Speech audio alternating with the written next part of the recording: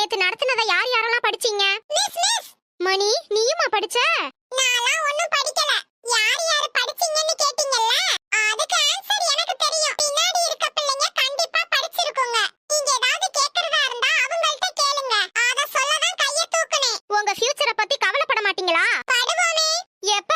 தூங்கிக்கிட்டு இருக்கும்போது நடுராத்திரியில திடீர்னு முழிப்பு வரும். அப்ப கவலைப்படுவோம். விடிஞ்சதும் அந்த கவலை எல்லாம் தன்னால போயிடும். நீங்க எல்லாம் எக்ஸாமுக்கு எப்போல இருந்து